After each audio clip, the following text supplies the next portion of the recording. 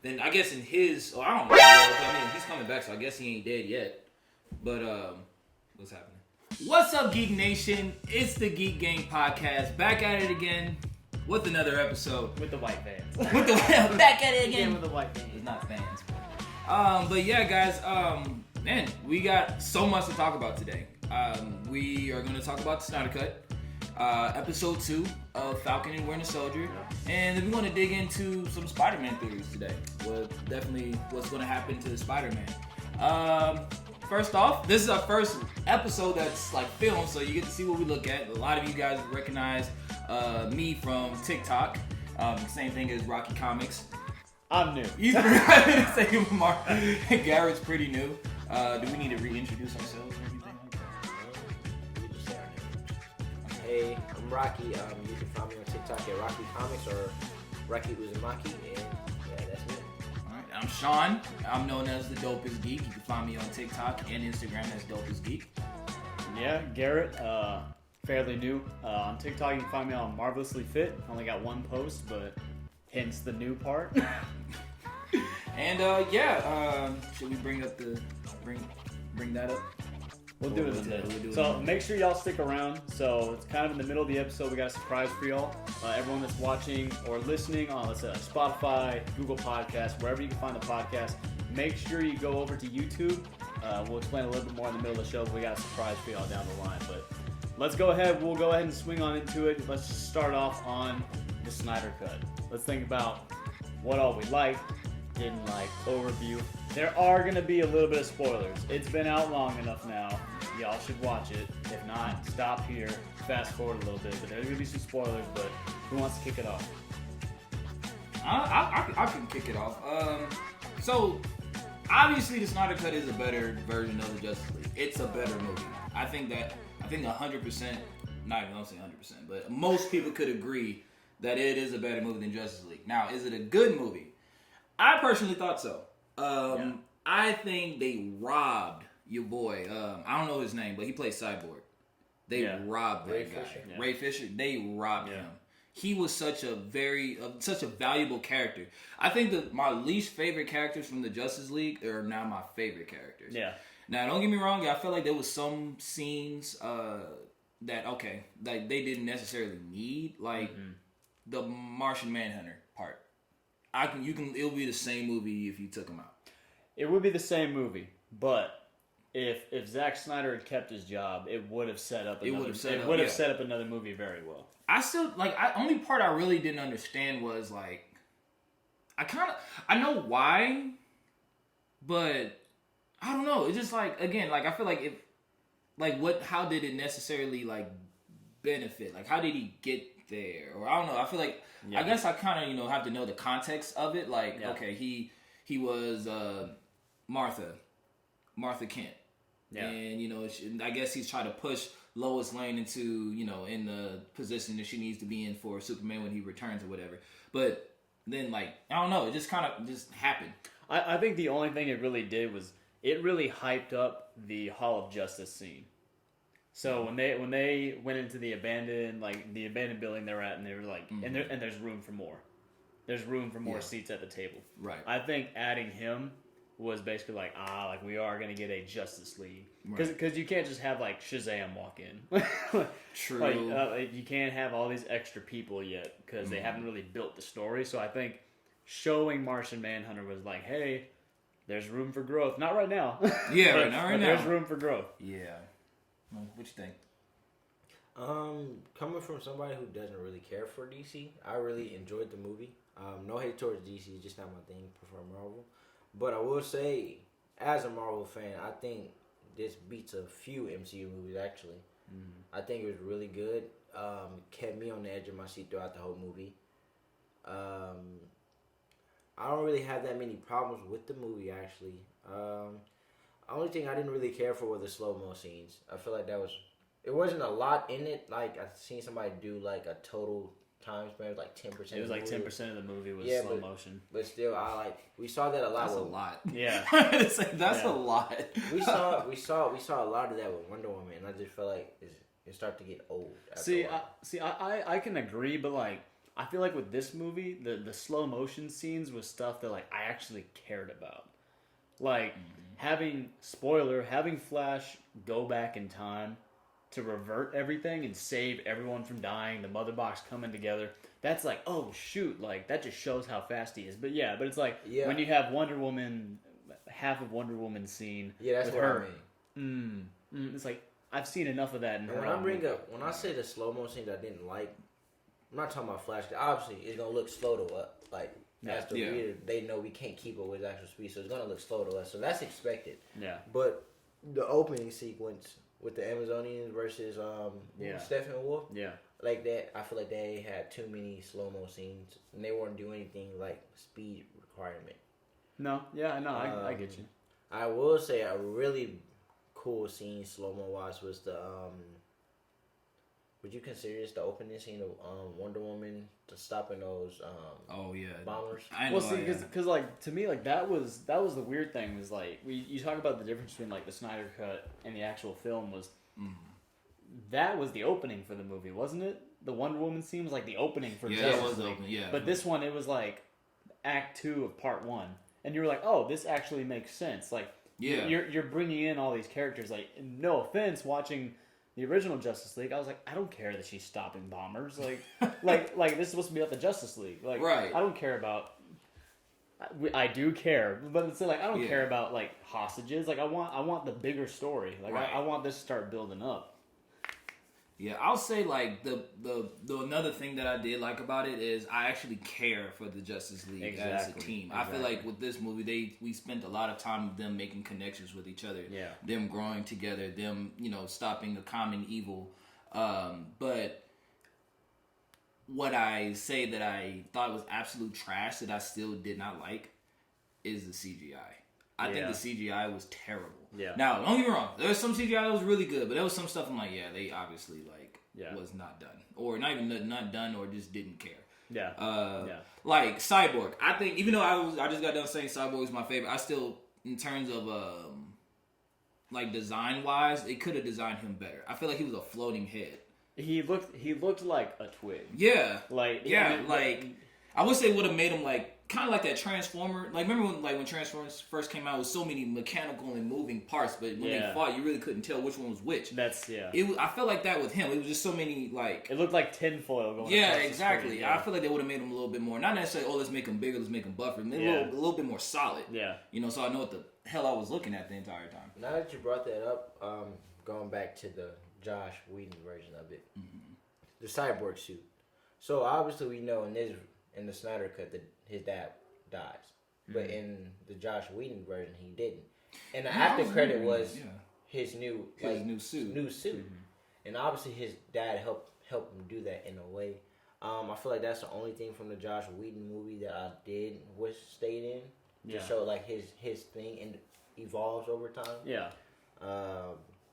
Like his dad still could be dead because obviously you can't have a dad that's alive in the after credit if he's dead in the movie. But I feel like that scene like an almost comic accurate just teases fans, be like, oh yeah, we're gonna get that comic accurate one, and I think it makes this like Cyborg even cooler. Like, oh, his suit, his body evolves over time. Yeah, and I think that was a really cool scene. Yeah, I think my favorite thing from the actual Zack Snyder cut was. Give me more movies where we get parts.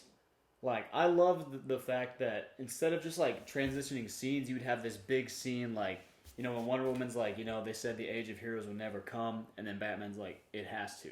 It's not just next scene, it's, part 1, part 2, the age of heroes. Like, to me, like, that's what I always felt like Avengers was lacking. Like, Avengers never had an intermission. Like, Avengers never had the climax is about to happen. Go to the bathroom. Go get some popcorn. It's about to go down. Right. I feel like if COVID wasn't a thing and you would have seen Zack Snyder's cut in theaters, it would have been like part 2, intermission, come back, part 3. Because especially if it was going to be a 4-hour movie, and that's also what movie. Like I loved the fact that it was a huge superhero movie and it was 4 hours. because we talked about like when Endgame came out and it was 3 hours. 3 hours. We long. weren't like, oh my god, that's so long. We were like, yes, I know, right? Finally, a movie where I can pack a pillow and a blanket, Exactly, and be like, let's go. Yeah. So give me more like big mashup movies where it's in parts, or like you actually have that feel of like, oh, this is a big deal. Like they're doing this movie in sections just to make sure that you're keeping up. Man, did y'all see? It's a rumor. Somebody talking about Endgame, the 6-hour cut of it, uncut version. Oh, I would watch it hands down. I would watch it. I would watch it wouldn't have to without think about it. any hesitation. He said no hesitation. Yeah, I would call out of work. Yeah. Even though no, it wasn't Endgame. It was Infinity War. Somebody said it was Infinity War. It doesn't matter. I think Endgame it is what it is. But Infinity War, that was the one that had like a lot of deleted. Yeah. Stuff. Yeah. I guess that specific thing we could talk about in the Spider-Man section. But another thing that I thought was really cool with Zack Snyder Justice League was the rated R. Now, we're so used to seeing Marvel. The only Marvel people we only see dual is the Netflix. Right. But even still, theirs wasn't as like brutal as the Justice League. Yeah, it wasn't like rated R. Like everybody thought, like, oh, it's rated R. Like they wouldn't like dropping F-bombs everywhere. They probably said the F word like twice. Yeah. And yeah, there was blood, but it wasn't like gory. You know, because when people think of like rated R movies, they think of like F word, and sex. People get murdered. Because even though because I know some of DC's their animated stuff is rated R. Yeah. But it's nothing like. Yeah, it was something like like saying an F word or like a lot of cursing, but it was a lot of violence. It was a lot of brutal violence that that gave it that rated R rating. I think people tend to think that is because normally when a movie's rated R, it's something like Super Bad or Nightmare on Elm Street. Yeah, it's either something offensive or gory or just like your kid should not watch this. Yeah, but with that being said, like I said, I'm a Marvel dude, and I like Marvel's form. Like obviously they're not realistic in a way. Like no, this superhero can't be real, but they feel more human to me than a DC character. Mm-hmm. But with that being said, take it all the way back to Man of Steel. I feel like everybody tried to do something that the MCU did, and that's where the DCEU failed. Marvel, the MCU was unique in its own way, and this movie by itself, I feel like, this is DC. Mm-hmm. The cutting people in half, dark humor or whatever you want to call it, dark, scary scenes. Keep doing it. This is what makes you. This is what's gonna get fans to. Cause that's what a lot of people hated about the Joss Whedon version. They said it felt like an Avengers type of movie because he made Avengers 1 and 2. Mm-hmm. So I love the overall feel of Zack Snyder's Justice League. Like I think that was amazing. Yeah, and I think the last thing I'll add before we wrap up the segment and do like one little final question about it was, like you said, like Marvel versus DC. Like I love Marvel too, just as much as all the stuff that we have in the room. Exactly. But the thing that I liked about Justice League, and kind of even in Man of Steel, the one caveat I have about Marvel, which they do have amazing character work versus like Justice League and stuff, is I feel like a lot of the times in Marvel, you have this big bad who's killed a few people, he's taking people hostage, and then it ends with like, you're going to prison.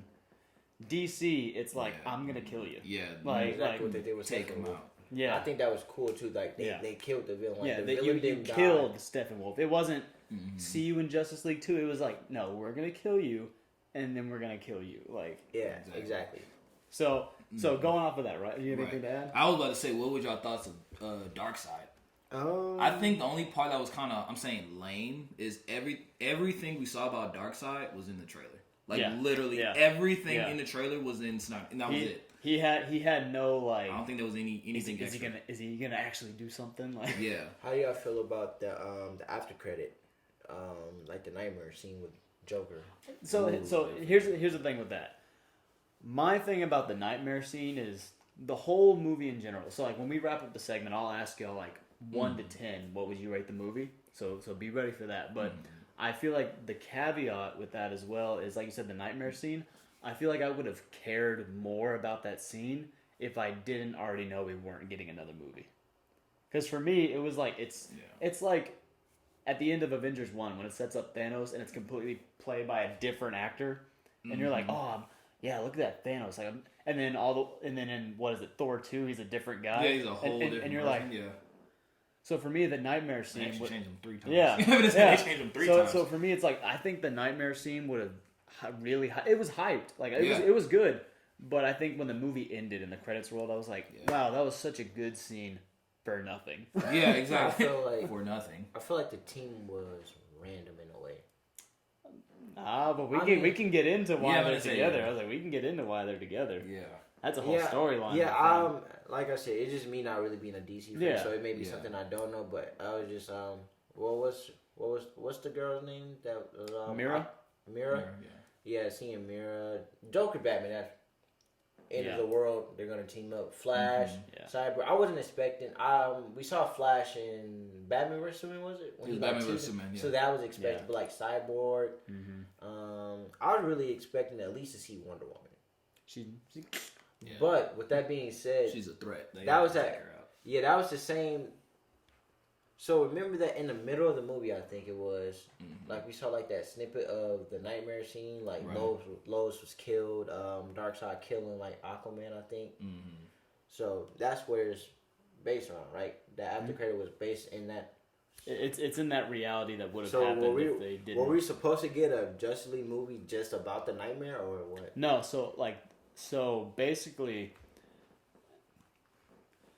what I was hearing about Justice League 2 and 3 was that the nightmare scene that's happening, that is what would have happened to reality if the Flash didn't go back and fix it. Okay. if reality hadn't been fixed. So and I don't think it's even fixed yet. I think the Justice League we were watching is leading to that. I think they stopped the world from being destroyed, but they didn't fix anything. If anything, Flash going back in time messed it up even more. So I think that's why they showed it to us as like, this is what's coming. Like, they didn't fix anything. Right. Yeah. Okay.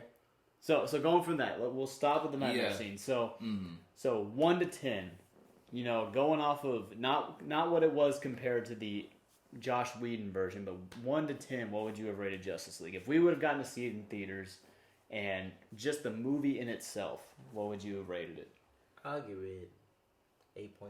Yeah, I'll give it about an 8. Yeah, I was gonna say almost a 9. Oh yeah, almost a 8. It was a really good movie. It was really good. It was a good movie. I'll put it like this: if I had to watch, that's the Justice League I'm watching. Yeah. Again. Matter of fact, let's just erase the Whedon one out of our minds. Now, that is the Justice League movie. I know we were supposed to move on to a different subject. I just want to mention this really quick.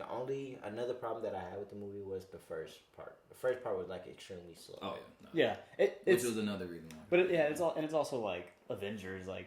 The first Avengers movie took a while to get built up. It was kind of like okay, you got everyone together, but so I can get that too. But I mean, y'all feel free to let us know too, like whether or not you're listening to audio version. If you're doing the video version, leave a comment, hit us up on Instagram, TikTok. Let us know what you thought of the movie. We want to be able to interact with y'all in segments, so just feel free to leave a comment or two. Would y'all like to go into the next topic now, or do y'all want to talk a little bit about our surprise? Ooh, let's get into the next topic. Okay. Let's get into the next topic. Then we're going to talk about this. All right, so next topic, y'all talked about it a little bit last episode. We're going to dive into a little bit more of the Falcon and the Winter Soldier episode 2. So we can all do a basic little overview of everything that happened, but let's also talk about now, watching this episode, where do we feel like the show will go from now? Now that we have a little bit more, I will say this. Shout out to us for episode 1 talking about Isaiah Bradley and boom. Yeah, and boom. and he was in episode 2. So like y'all that are listening or watching, like, we're not saying like we're the most credible sources, but we got that one right. So give us like a cookie or something. I know, right? I'm about to say, like I knew like it had to be.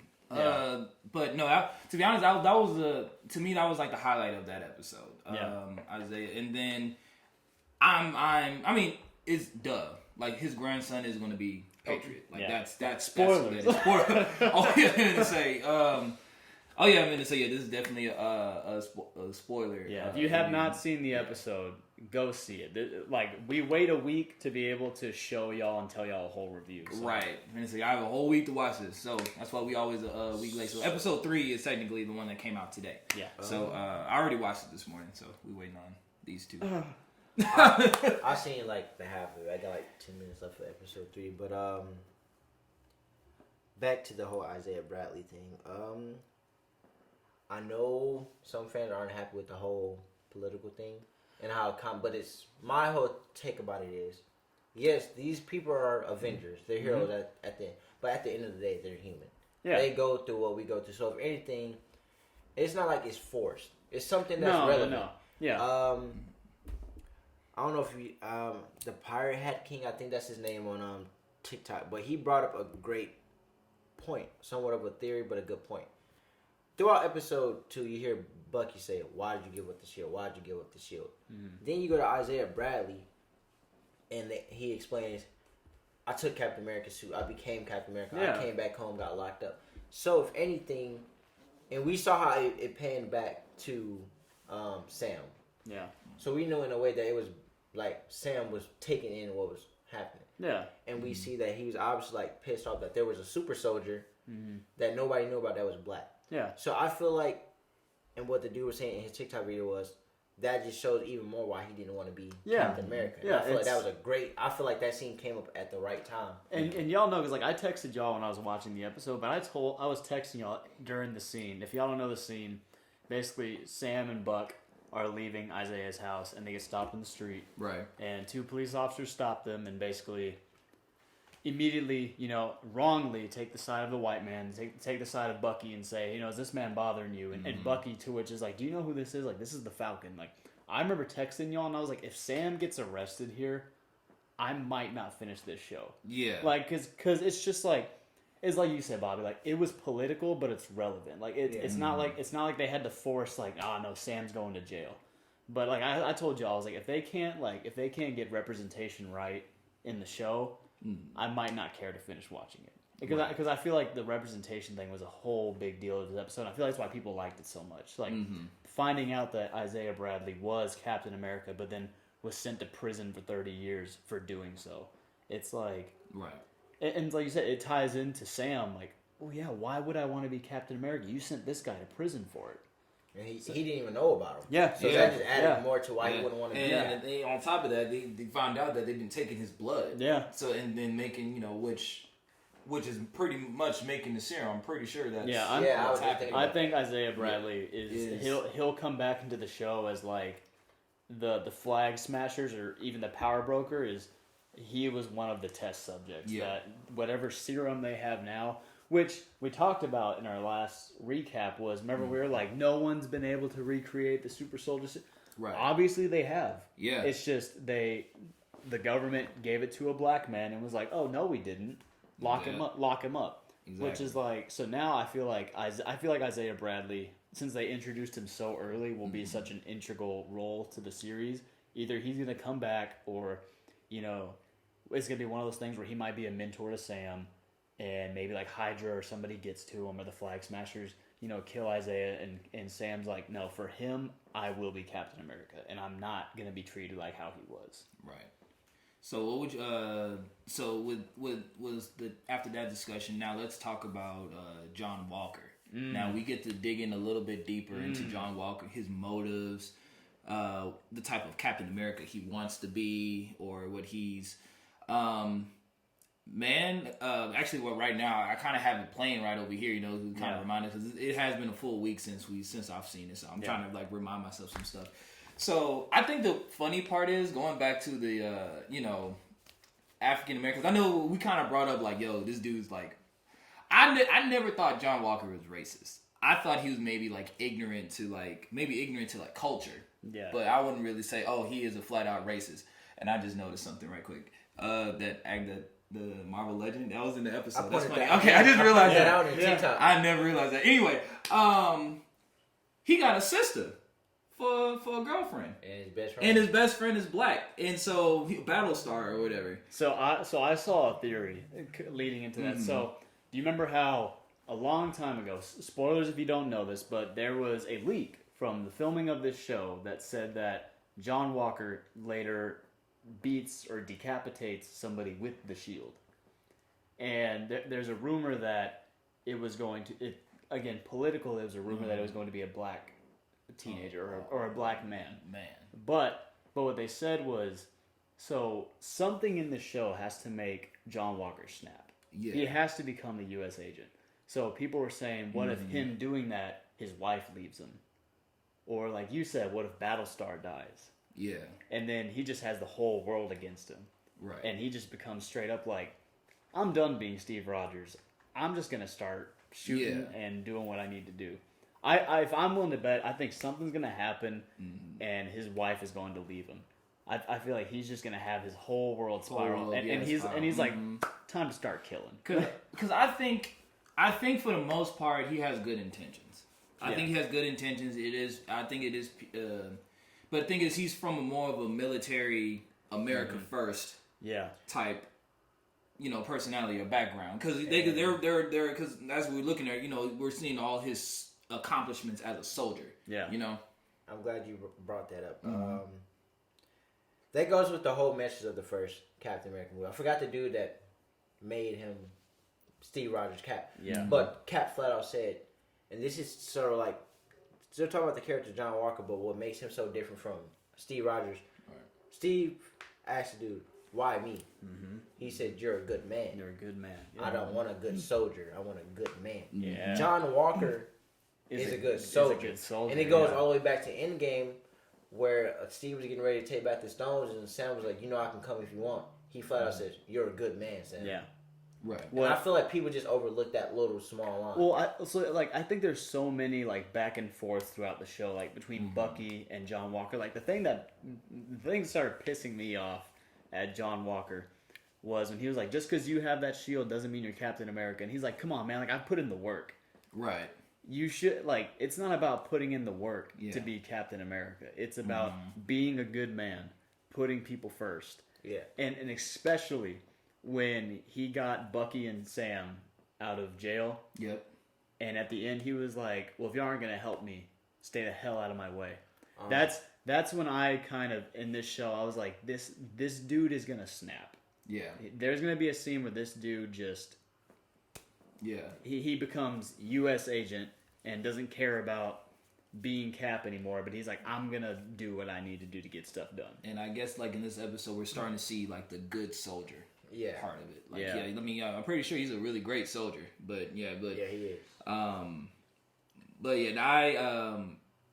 So there was a Marvel Legend announced this week, and we kind of touched on it, we just realized that it's in this episode. Man, it's so weird. This dude is like ugly to me. I don't know why. It's just like he bothers me so much. Yeah. I know he's just like, I know this is fake. It's fiction. Yeah. But guys, oh my god, it's like I cannot like. It's funny because my wife, she like legit talking about she doesn't want to watch this anymore. It's like because her not being like as comic savvy as us. Yeah. She thinks this is actually Captain America. Like this is it. Like this is gonna be the new Captain America for the rest of the MCU franchise. Yeah. And so it's just so much backlash. But I think on top of that actually makes him like. That's how invested that we are into this show. Even though, like, oh man, we hate this new guy. At the same time, like, all right, I really want to see how this plays out. But I guess we can kind of swing into Bucky, like how Bucky, because I know Rocky pulled up something that if Cap was wrong about you, he was wrong about me. That was this episode, right? Yeah. I was gonna say it was this episode, right? It's when they're at the therapist. And because the thing is, like, Bucky's on this road of almost like redemption. Like he's trying to undo all the wrongs he's made, and if anybody that was trying to do that was encouraging him this entire time was Steve, and now Steve is gone, wherever on the moon, wherever he's at. Yeah, actually, kind of backtracking a little bit. I'm sorry. About the whole John Walker being Captain America, U.S. agent thing. So, like Sean said, we recently got a new look of John Walker, Captain America, Marvel Legend. Now, recently we also got leaked the wave. He doesn't come with the shield. The one that's part of the Build-A-Figure wave doesn't come with a shield. Yeah. On top of that, that figure outfit looks black and red compared to blue and red with that Walmart exclusive. That's what I'm saying. And the name flat out says U.S. agent on that box. So we know he's gonna get a new suit or something happens to his suit where he gets all dirtied up. But we already know he's gonna lose the shield. 'Cause if you watch the trailers, you see Sam and Bucky training with it, and Bucky flat out said, "Let's go steal the shield." But back to what Gary was saying about him snapping. The reason why I think it's gonna make him snap is maybe not his wife leaving him. He's gonna grow to hate Steve Rogers because people are like, "You didn't earn it. You're not Steve Rogers. You're not Steve Rogers. You're not the Captain America I once knew." And he's like, "All right, fine. Yeah, I'm not the Captain. Okay, yeah, I'm gonna be better. Claim to be better." Because that's what happened in the comics. I don't know if y'all know this, but U.S. Agent used to talk mad crap about Captain America in the comics, like hated him. Yeah. So when he became Cap, he was like, basically like a superior Spider-Man type of thing. I'm gonna be a better version. I know he's gonna be like eventually like, oh, I'm gonna be U.S. Agent, not Cap. But the way they're building his character, and that's why I'm so like unsure if they're gonna go like a comic book route or something like more modern, I guess, because it's episode 2, right? Yeah. And he went from "Good Morning America," whatever, to already being like, "You two stay the hell out of my way." Yeah. And it's only episode 2. Right. So I feel like this guy is either going to be eventually like, "I will fight y'all to keep you out of my way," or "I will kill y'all to keep you out of my way." Like back off. Right. But I think another kind of thing to segue into is, so we've seen more of the Flag Smashers, right? Right. So we see that they're more officially now, they're runaways. They're not just freedom fighters, they are runaways from the Power Broker, right? Right. So I think with the Power Broker being so prominent in the series already, and the fact that these are super soldiers, we have found that out by episode 2, that these are super soldiers. Right. Do you think that John Walker and Battlestar know about super soldier serum? They either are super soldiers or they will be by the end of the series. Yeah. That's it. That's it. Will they become super soldiers? I'm gonna go with yes. And I know you're talking about like they may not take the comic book route, but you know, like a lot of pinpoints of a superhero thing comes from the comics. Yeah. We know as of now he doesn't have the super soldier serum, and we know he's a good soldier. From Steve Rogers was small and skinny, but it's said in the comic books he's stronger than Steve Rogers' Cap, and that's only because he was already fit and all that. He was already a military. He wasn't as strong.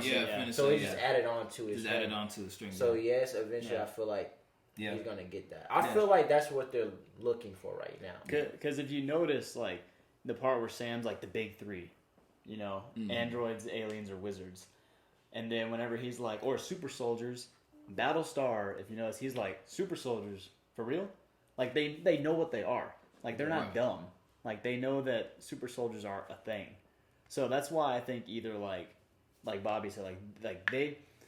I also think the other thing, when they were tracking Sam, and they were like, oh, we put a tracker in Red Wing to see where you were going.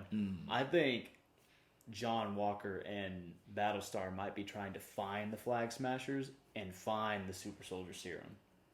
Because maybe John Walker's like, okay, okay, y'all say I'm not Cap. Let me go juice up, and then let me see what you say. Or that could be his lie. I'm trying to take down a Flag Smasher, but really he doesn't care about that. He really cares about that. Yeah, he wants the serum. He wants to cover. Because if you notice, that's what he does a lot.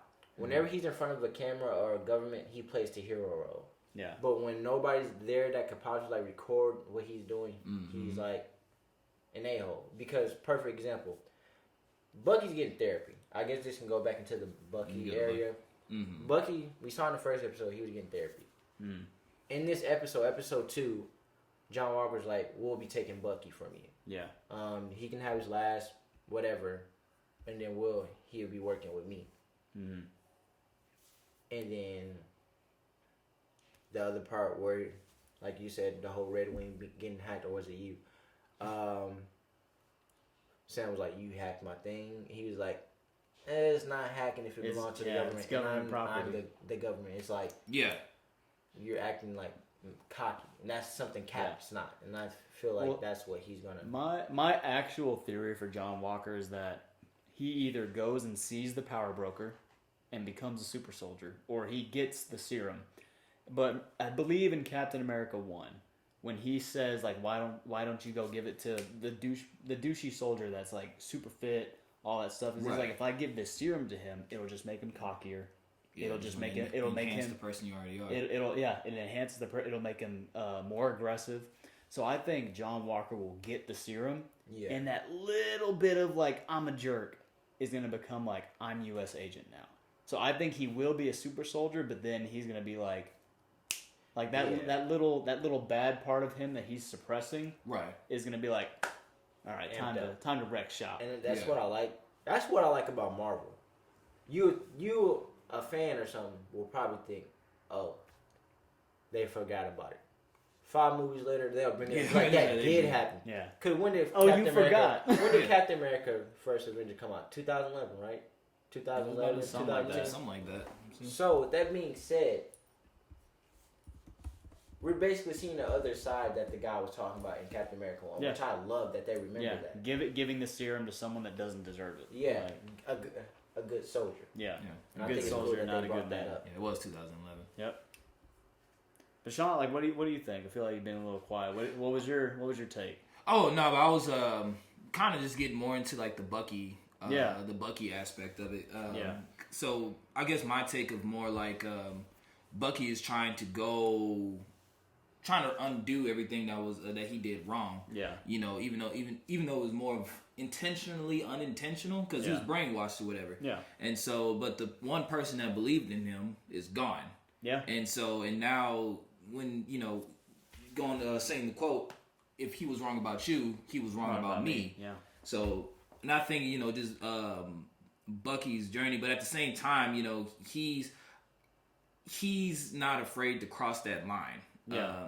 And I'm not trying to get too much because I've seen episode 3 already, so I'm trying not to step into that. No, you're good. It's hard. Yeah, Venice, and I remember we was kind of touching on like, oh, did he get weaker because he's not the Winter Soldier anymore or whatever? Yeah. No, and I think we were kind of right. He's holding back purposely. Yeah. So I'll keep it like that. But I think we're digging into more of.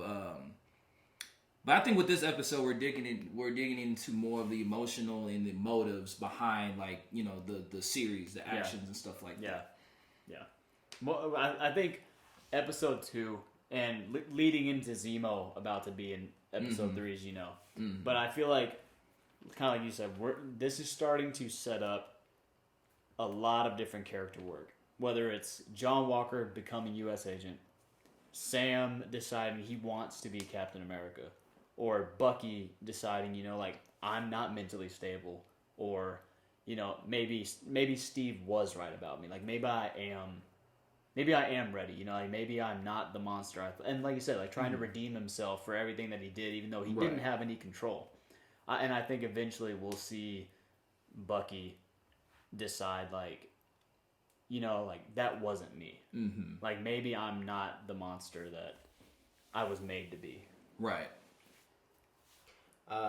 Something perfect just came up. Sam literally said, how the hell are there... After 70 or 80 years, how the hell are there still super soldiers running around? Mm-hmm. Isaiah Bradley. Yeah. So, like y'all said, I'll just pick that up because we're rewatching episode 2 right now. Mm-hmm. Come on with news. So I think that was like a really cool part because you see Bucky didn't say anything. But obviously Bucky knew about Isaiah Bradley the whole time. Yeah. I just thought that little part was cool. Yeah. Because I think he just kind of knew like what's been happening. Like what happened and like... Well, they did fight. Remember, Isaiah Bradley said he ripped his arm. and I hope they go back to that. Yeah. I really want to see that fight between. I want to see a young Isaiah Bradley fighting Winter Soldier. Like I pray that they do that. I hope we get an action figure of Isaiah Bradley. Oh man, that would be a Marvel Legend of Isaiah Bradley. That'd be awesome. That would be the build figure since he's so swole. All right. So overall input of the episode, and we'll go over to the next thing. But I believe the episode was great. Obviously the Isaiah Bradley part was the like turning point, the big part of this episode. There was a big shift in the show. Yeah.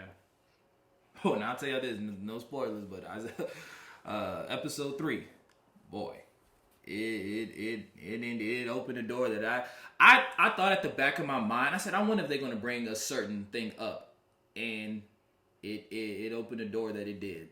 I'm gonna make a theory. It's not spoilers. I only saw a bit of it. You've seen some of the episodes. I put it like this. I put it like this. I put it like this. It's nothing to do with Isaiah Bradley. Okay. I promise.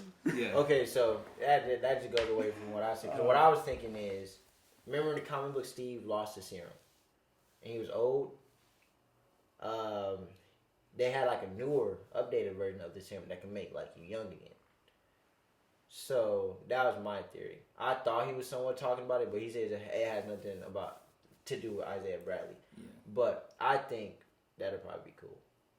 If he doesn't necessarily have to be Captain America. Mm-mm. Nah, it's gonna be a moment at the end. You're gonna be like, "Oh no," and then it's not as iconic as the whole Quicksilver deal. But it's pretty. I ain't gonna lie. It's opened the door. It's a door that opens that you forgot that was closed. Oh. Talking about Weapon X. There we go.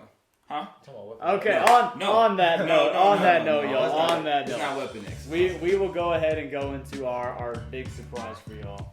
Okay. I say this person. I like the social media person. Yeah. Sure. So Rocky's gonna lead y'all in this. So make sure. So when he shows y'all what we got, there's a few rules. Okay. You have to comment on the YouTube page, all right? You got to go to Geek Gang Podcast, and you have to comment on the page. What do we want our secret word for the podcast today to be? Ooh, our secret word. Isaiah Bradley. Let's say, I think so. Let's say good man. Good man? Good man. Okay. Let's go with good man. So 2 words. Make sure. So good man. Good man. All right, so go onto the YouTube page and comment "Good Man." That's all you gotta do. You can put, a question for later shows. You can do a fan theory if you want, but you have to comment on the YouTube page Geek Gang Podcast, "Good Man," and you can win what Rocky's about to show y'all. If you comment "Good Man," you will have a chance to win this Marvel Legends Deluxe Thanos action figure. What? Yeah. So if you guys do not know, me and Sean, Dopest Geek, are coming with electric, and we know this has been like the talk of the town when it was like this. I managed to find one more at my Target, and yeah, so we're gonna do this as a giveaway. Do what Garrett said. Go to Geek Gang, like the video, comment "Good Man," and you have a chance of winning this Thanos Marvel Legends. All right. So again, comment "Good Man" in the comments, and yeah, this could be yours. All right. So. Not playing. All right. Do we want to keep it right here? Hey, whatever y'all want to do. So next topic. We'll go into our final topic of the day. It's a favorite for all 3 of us. It's basically how our 3-person friendship started. But let's go ahead and we'll move on into Spider-Man 3, No Way Home. So what do you think of the title? We'll get there. But we'll dive into everything we think might happen. Our own little fan theories. We'll try to keep it short and sweet because it's not out yet, so we don't have much to go off of. We don't even have a trailer yet. We just have behind-the-scenes pictures. But yeah, we'll just go over like that. Rocky, if you want to start, you can go ahead and start with the title. No Way Home. The title itself leaves a bunch of theories open, but I'm kind of getting tired. I'm getting tired of the whole home thing. Like, we got a homecoming, far from home. I mean, they already told us it was going to have home in it, but... I'm waiting for Spider-Man 4, and it's just homeschooled. Yeah. So, the title, No Way Home. Spider-Man's going around. I think it's setting up for him to be lost in the multiverse. Yeah, because that leads... Because if you didn't know, WandaVision leads into Spider-Man 3, and Spider-Man 3 leads into Doctor Strange Multiverse of Madness. It's like a 3-part. So that's like No Way Home. That's what I thought. And it goes with the whole theory, Toby and Andrew are coming back. And the one reason why, like you said, like I like the title. I hate the home. Yeah. I'm tired of home. Because apparently he's going to sign on another trilogy, and it's going to be like him in college. If they do Home for all of those movies too, like Homewood University, and he goes to college, like that needs to stop. But the reason why I like the No Way Home, because it could be the multiverse, but it could also be the fact that he has no way home because everybody knows he's Spider-Man now. Yeah. So there's no way he can go because people have a chance to find him. Yeah. But going back to what you said about the whole trilogy college thing, there's also been a rumor. If you guys do not know, No Way Home just got done filming. Yeah, they wrapped. And Tom Holland confirmed that this is his last film, part of the contract. On his contract. But we all know Spider-Man is coming back. It's Marvel's biggest character. Yeah. Sony makes too much money. Yeah. So there's a rumor going way on. too much. There's going to be 3 different trilogies. So this trilogy just got done. This is Peter's high school years. There's a rumor that a second trilogy is going to come out his college years. And the third trilogy is going to be him outside of college. Okay. I know this is moving away a little bit from No Way Home, but what do y'all think about that? How would y'all feel about that? Y'all think that's too many movies for Tom Holland, or? So here's the thing. I love Spider-Man, right? I personally hate the fact that they always change the actor. Yeah, it's like for me, like Spider-Man is such an iconic role, like Captain America, like Iron Man. Y'all know, like if you tried to make someone else Iron Man right now, they wouldn't be getting death threats. People would try to kill them. Yeah, I'm gonna say that's so for me, it's like the fact that they're planning on having Tom Holland be Spider-Man for forever. Good. It's an iconic character. Because he's fairly young. Yeah, he's young, but like me, I'm one day I'm gonna show my kids the Sam Raimi Spider-Man, right? Yeah. And then the Andrew Garfield Spider-Man, and then the MCU Spider-Man, and my kids are probably gonna be like, "Who's that?" Like, it's just they need to find a consistent actor they trust to play him for a long time. Because I get personally really tired of the switching characters, and ties back into John Walker. That's why people hate him. It's Captain America, and no matter how many ways you want to cut it, is Chris Evans. Yeah. Because before there's No Way Home situation, remember when Sony and Marvel had the breakup and they were talking about recasting him again? Yeah, and people were pissed. Yeah. So they sucked it up and came to an agreement. Yeah, exactly. I would just say it's such a, and I just hate even though it's the biggest character, like you know how DC has Batman and you know Marvel has Spider-Man. They've been using those two characters. They were just so disposable. Like, all right, we'll just reboot it. Yeah, because they know everyone will watch it. We would hate if they recasted Tom Holland, but if they picked who's the kid that's in Dune and Call Me by Your Name, the Timothy kid. Yeah, Timothy something. Yeah. If y'all know, put his name in the comments. But if they casted him for the first week or two, we'd be like, ugh.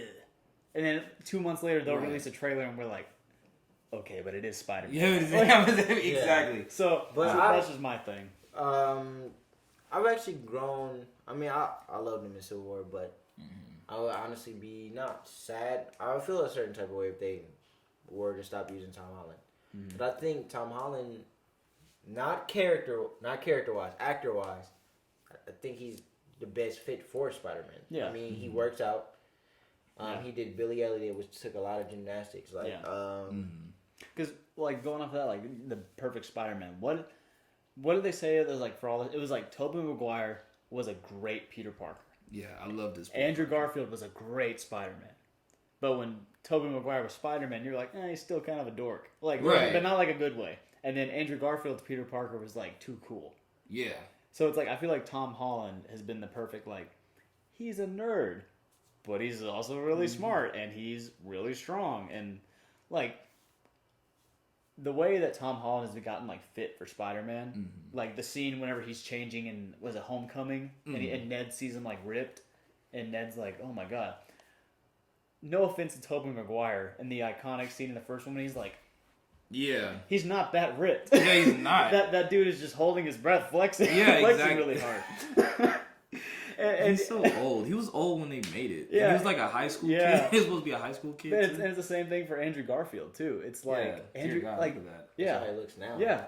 But it's even Andrew Garfield wasn't like that. Even Andrew Garfield in the Spider-Man suit looked like a lanky noodle. Yeah. Because he was just so long. Man, and I feel like and going through the whole Spider-Man with I guess his future. Because niggas, it's not just Spider-Man. It's literally the whole MCU continuity still. Yeah. What part does he play? Yeah. And within the entire universe. Because now, basically, Spider-Man is going to lead in the next new young group of heroes. He's the next Iron Man. Basically, the next, Iron Man. I know a lot of that's like a controversial statement in itself. Yeah. Everybody like this is Iron Man. They don't want to compare it in the Iron Man anymore, but but we got a possibility of Miles Morales coming through. We got Miss Marvel, Young Avengers, Elijah Bradley, literally a whole bunch of, I was gonna say it's more Nova, the possibility of Nova coming up. We actually do have. We pretty much have all the Young Avengers. I was gonna say pretty much. But I think Peter will be the let's come together. Yeah. Like, so that just may be a small change, because except Hulkling, that's all. Yeah, we're nowhere near. Maybe Secret Invasion. Maybe maybe Secret Invasion. all right. Yeah, I'm gonna say. But, that's another video. But anyway, so going back to No Way Home. Yeah. So obviously it is connected to WandaVision. I keep wanting to call it Scarlet Vision. Scarlet Vision. Scarlet Vision. WandaVision, Doctor Strange, Spider-Man. Yeah. Is Spider-Man the third one or the second one? Spider-Man. I think it's Spider-Man is second, and then it's Multiverse of Madness. Yeah, Gotcha. That's exactly. And so it is multiverse related. Yeah. Now, who's the villain in his movie? I don't have the slightest clue. I'm hearing it's Kraven. It could be Kraven. Yeah, I've heard Kraven. I don't know if we finally going to get Matt Gargan, to be Scorpion. So I don't know if that's his time. We know Jamie Foxx Electro is coming back. That's confirmed.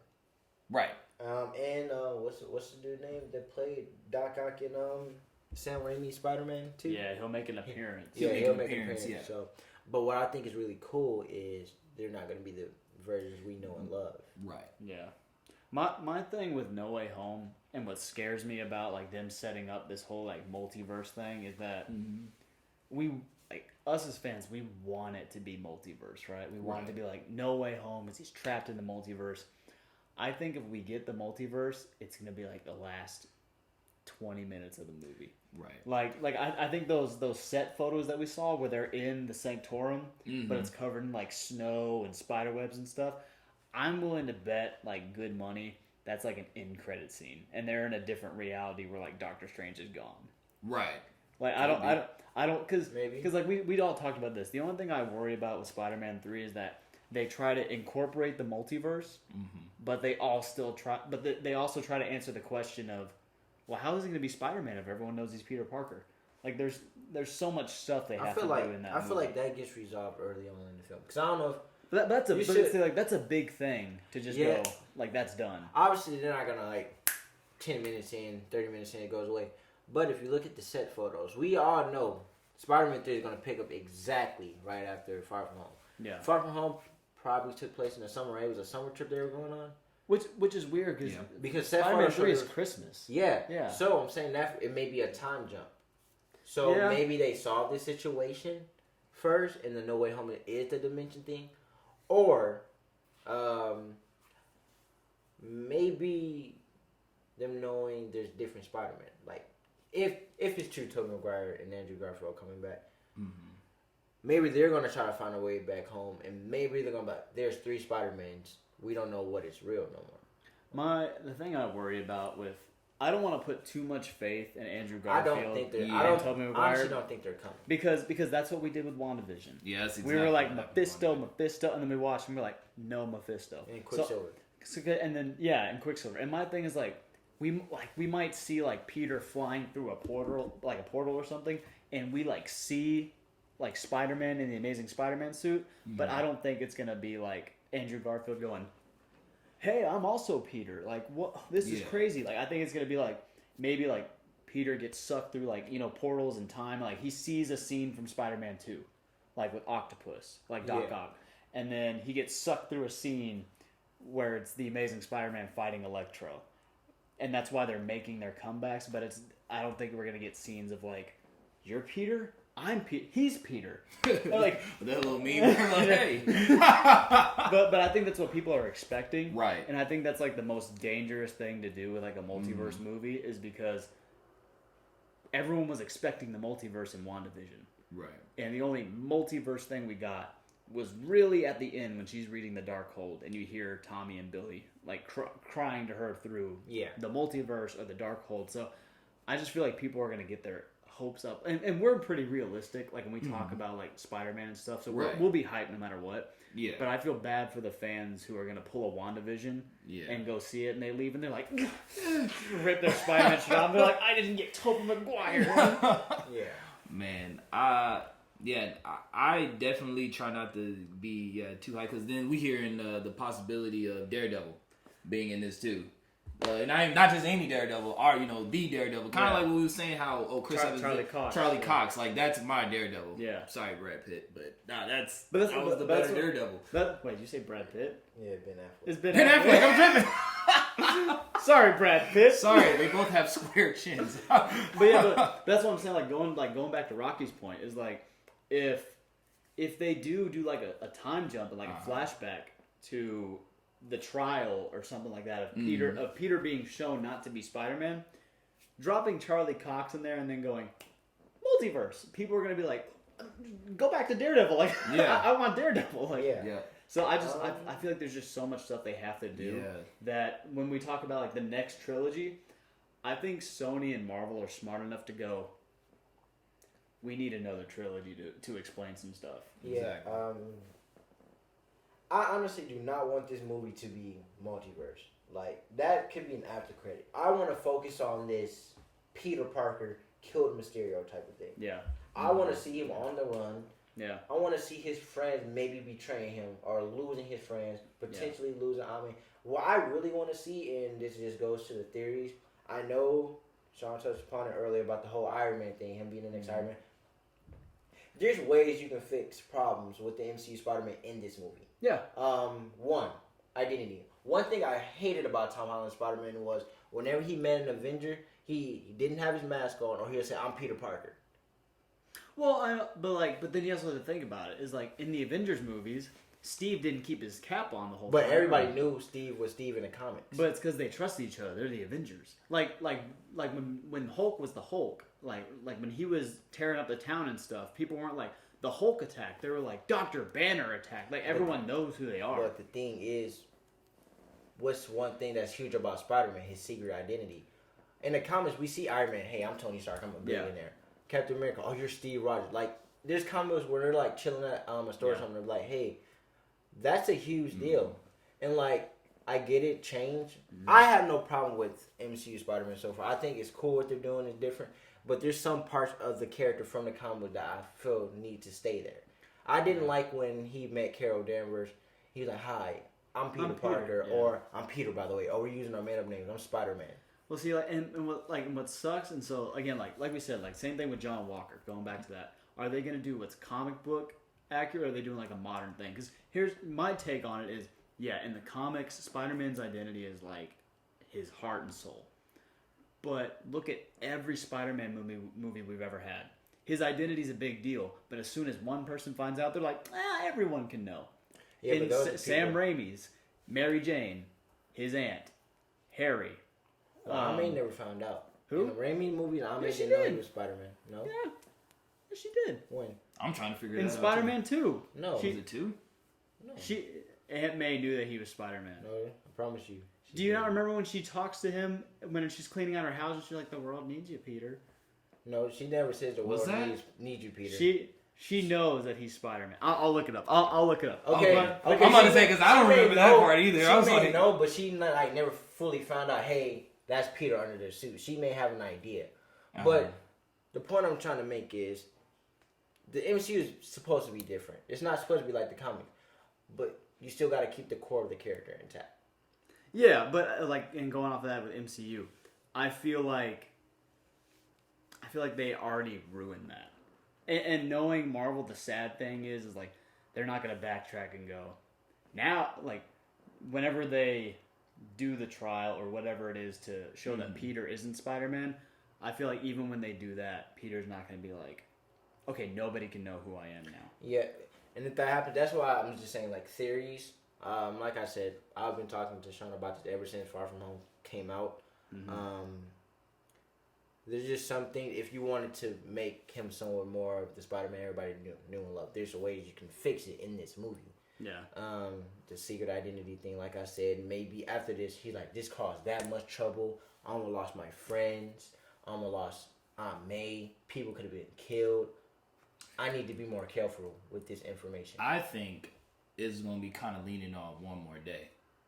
That comic. Yeah. I think at the end, kind of like literally, it is just literally just one switch that Doctor Strange could do. Yeah. That the whole entire world, anybody that knows his identity will forget. So sorry, it says Aunt May had Sam Raimi had Aunt May.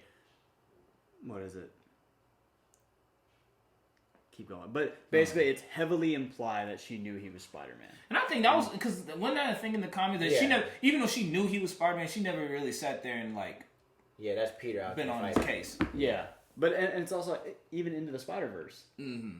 Into the Spider-Verse, she knew where his lair was. That's a different universe, Peter. Though I know, but it's still the fact that like I feel like Marvel looks at stuff like that and they go, eh.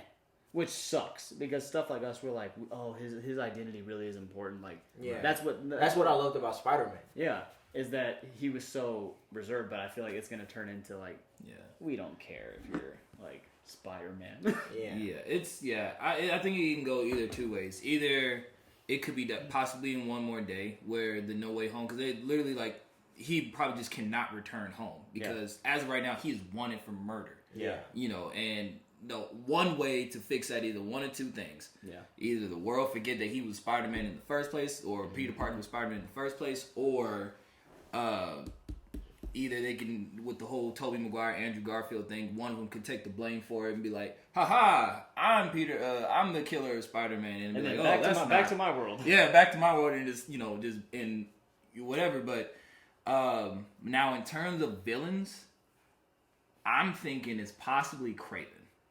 I would probably lean more on Kraven because right now they're trying to think of like iconic villains that. I think the villain will be lazy writing. we know Kraven is getting a Sony movie. We know that. Is that still happening? Yeah, that's still happening. Okay. I know going back to Spider-Man, well, sort of like Morbius. Yeah. Like the whole Morbius movie when we find out that Vulture is in Morbius somewhat. Yeah. And Venom. And do you think? And I'll put it this: do you think Spider-Man: Far From Home would kind of tie into Spider-Man into the Spider-Verse? You mean No Way Home? Or No Way Home? My bad. What I say? Maybe. Far From Home. What I say? Oh God, all these homes. So that's what I meant earlier when I was like, I think Sony and Marvel are like, we need more movies to explain this. So I think No Way Home will end with like hints that like Venom is there. Hints that Morbius is now in that reality. Because Morbius doesn't come out till what? Next year, right? Or later this year? Maybe. I think it got pushed back. Maybe to next year. Yeah, and I think so it's perfect to just have that movie take place after No Way Home and just slap Tom Holland in it. Yeah. And then we need Tom Holland in these Spider-Man villain movies. Yeah. It's a Spider-Man villain. But what I will say, was that you just made the joke, hey, I'm Spider-Man. No, I'm Spider-Man. Yeah. I wouldn't want it to end it that way. No. Yeah, me neither. I wouldn't want it to end it that way. That made me think. And this is just a theory. I'm not saying it's not something I'm thinking this is going to happen. It's just a possibility. We did see Tobey Maguire Spider-Man as wanted in more Yeah, he's on that poster. It says murderer on it. Yeah, it says murder. So what if that does happen and he takes the blame? Yeah. Because he's old. Wasn't that murderer poster? Wasn't the picture also from the PS4 game? Yeah, from the PS4 game. Yeah, and I think the funny part is like even if he did that, okay. So the thing is, the Spider-Man is still a murderer, but at the same time, Peter Parker doesn't necessarily have to be on the run. Peter's not. So at least long as he had that Spider-Man costume off, he's safe. Well, that's what's going to be an ending for Tobey Spider-Man because we know he's probably most likely going to be old. And what if he says, "I don't want to be Spider-Man no more anyway"? Like, what if? He's just like gun me down. Yeah. No, not even kill me. No, but it's like, what if? Let's say, I personally don't think Tobey Maguire and Andrew Garfield are gonna come up. I'm not gonna get my hopes. But if it do, I think it would be really cool to show. He's old. He's out of time. Yeah. Like I'm with these two young Spider-Man. Yeah. I'm married with Mary Jane. I have a kid. Yeah. I can make this sacrifice. I got arthritis. I can make this sacrifice. I think I told y'all before. But I think we would, if we do get other Spider-Men in the movie, I think it's gonna be like no-name actors that no one gives a crap, and they're gonna be like, we gave you a multiverse. Yeah. We gave you like Evan Peters with Quicksilver. Yeah. It's gonna be two actors who like probably could play really good Spider-Man, but they're not Tobey Maguire or Andrew Garfield. And they can be like, hey, we gave you the Amazing Spider-Man. It's just this dork over here. And I think that... Go ahead.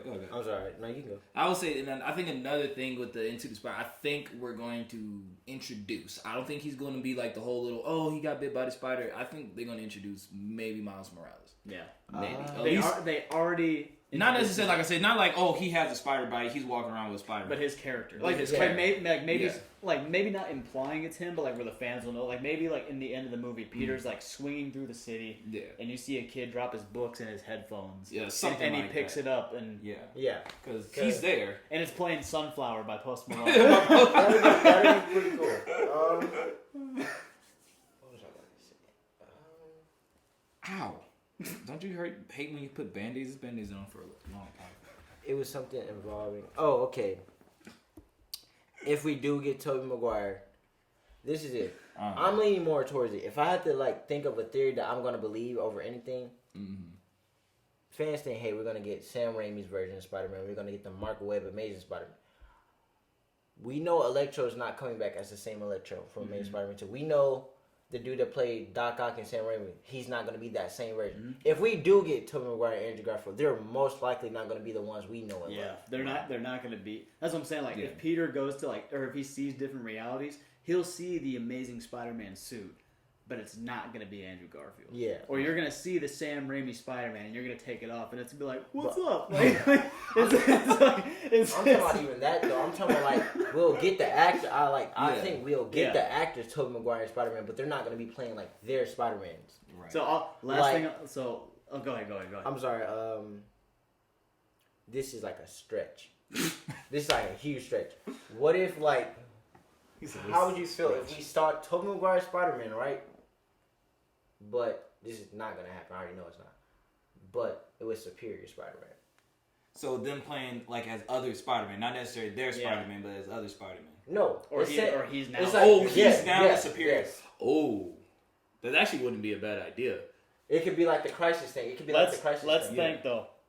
Does Marvel like us that much? Right? Yeah, true. But the reason what made me think about it was it Infinite Crisis, the CW thing? Yeah. What's the dude? Brandon Ruth? Is that his name? Oh, the guy who plays Tatum. Oh, yeah. Remember he played Superman in that, and he was Christopher Reeve's Superman. Right. But he became Kingdom Come. Yeah. So that was like another theory everybody's talking about. Oh, we got Doc Ock coming back. Yeah. Wouldn't it be really cool if they made Peter Parker like it's Tobey Maguire? He's the actor, but he's not the Peter we know. Yeah. Right. And this whole time, in that timeline, we found out Doc Ock came back in a way and took Peter's body. Yeah. So I feel like it will make only two things. I would think it would make sense if it was maybe Andrew Garfield if he was that Superior Spider-Man because one, he's younger, and then I guess in his I don't know. Well, I mean he's coming back, so I guess he ain't dead yet. But what's happening? Oh. So in the middle of the show, in the middle of the podcast. But no, but I feel like it's gonna be like because he's not dead yet. We're gonna have to cut this part out. Boy, you really had to go that bad. Oh my god! All right, we're keeping this in. Yeah, we're definitely. So I'll ask you this. So we're almost over on time, so we'll wrap it up. Okay. So for you, how pissed as a Marvel fan would you be if we get Tobey Maguire, we get Andrew Garfield, but Tobey's playing like the clerk at a flower shop, or Andrew Garfield's like a pizza delivery boy? I'll be pretty pissed. And it's not like oh, this is the it's one thing and they're like 50 or 60 years old. They're just some old dudes paying like cameos. But no, they're young enough to play. But that's my thing though. Yeah. Is that not what they did to us in WandaVision? Did they not give us Evan Peters and then go, his name's Ralph Bohner?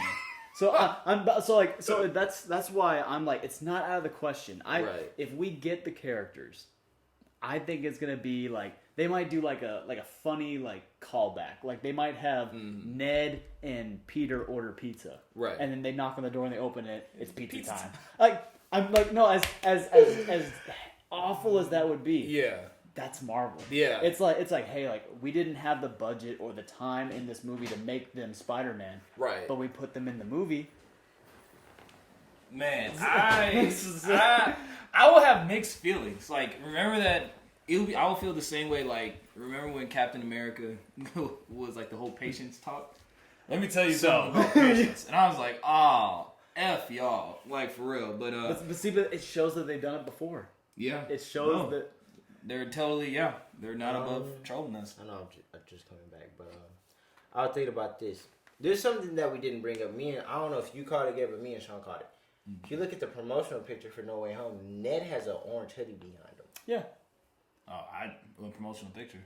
It was like a picture or something showing. Like, is it when they're in the Sanctorum, right? No, not the Sanctorum. It was like it was like pictures of each Spider-Man character, MCU, and Ned had like. It was promoted No Way Home. I don't remember if they were like real or not. Yeah. But like somebody had a hidden meaning, like art behind them. Forgot what MJ was. Obviously Spider-Man had something to do with his identity. Yeah. But Ned had an orange hoodie behind him. And we know Ned is Ned Leeds. Yeah. Right. And Ned Leeds is the Hobgoblin. So do y'all think something will happen to Ned in this movie? Because he slimmed down. There's no reason he would just have to slimming down, but I don't think it happens in this movie. I think I don't think it will be this movie. I think them setting that up is so they can be like, we're making a third trilogy, and then boom, they already have their first villain. And I feel like he needs to slim down a little bit. No, not him becoming Hobgoblin in this movie. But like something happening to him. Like does something happen to him? Oh, something that pushes him to be Hobgoblin. Yeah. Oh yeah. No, I do believe that could be something. Yeah. But I feel like this movie could be is a big turning. Pivotal point in Spider-Man's life. Like his life could be like somewhat crashing, or not even crashing, but like. I'm glad you said that because what is one thing people hate about or say is a problem about MCU Spider-Man? He doesn't suffer consequences.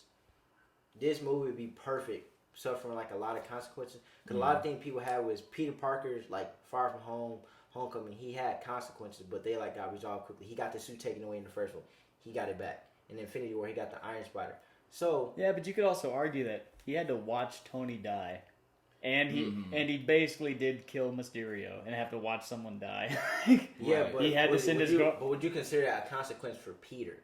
The Mysterio one is a consequence because he's getting like. He had to send his girlfriend's dad to prison. Yeah, he got snapped out of existence. Okay, no, I'm talking about like lasting consequences. Like a life-lasting consequence. Like, for an example. Like losing a hand.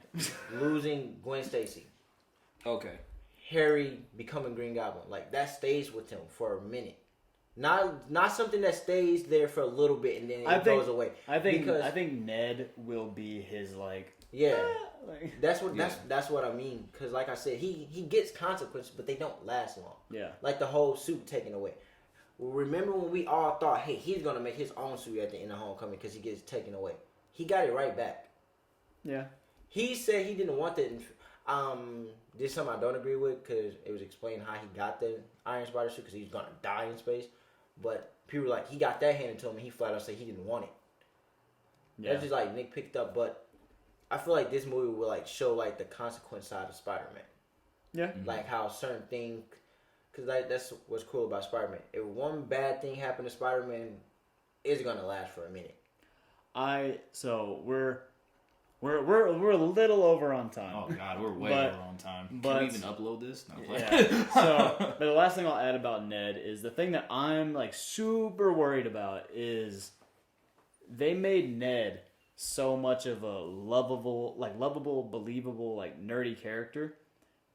That I feel like Hobgoblin, for comic book fans, it'll be like, yeah, he's Hobgoblin. But I feel like it won't be a good payoff. Because my thing's like, how are you going to take the kid in the first movie who's like, I'm watching porn, and turn him into a psycho killer? I feel like a lot of people are going to be like, oh, I don't believe it. Like, because you know how people, like, in The Amazing Spider-Man, the guy that played Harry, people were like, this dork, like this goofy looking dork is going to be Green Goblin. And then guess what? They hated his Green Goblin. Right. Yeah. So I feel like Ned will eventually become Hobgoblin, of course. But I feel like people are gonna be like you said, like not paraphrasing, but like he's still too fat, or he doesn't look right. He's too nice. Like it's just gonna be something where when that time comes, it'll be a great thing story wise, but someone's gonna find something to like dog them about. Like, right. Do you guys think, since this is like WandaVision leading into Doctor Strange, the multiverse thing, and him being on the run, do you think, we were talking about this earlier with the Justice League being all serious and all that, do you think this Spider-Man movie will be more serious than comedy? Because that's what Marvel's known for, comedy. No. and only for one reason, only because of the director. John Watts. John Watts is the only reason why. Now, this would be like, hey guys, the Russo brothers, this would be a completely different movie. Yeah. If like a Russo brother, or not even just Russo brothers, like actually to be honest, I think it is just the Russo brothers. They made all the best movies in the MCU so far. Well, and because like going off of that, it's will the movie be serious? Yes. Yeah, I'll probably be more serious than the others. But since it's John Watts, I wouldn't put it past them doing a scene where they're in the court and Charlie Cox is like, defending Spider-Man, and then Ned like farts, because that's Marvel. Right, and then he's like, "Sorry," because like that's just Marvel. I don't feel that's actually gonna happen. Yeah, see, but like it's not like DC where it's like this man needs to be in prison, he needs to be murdered.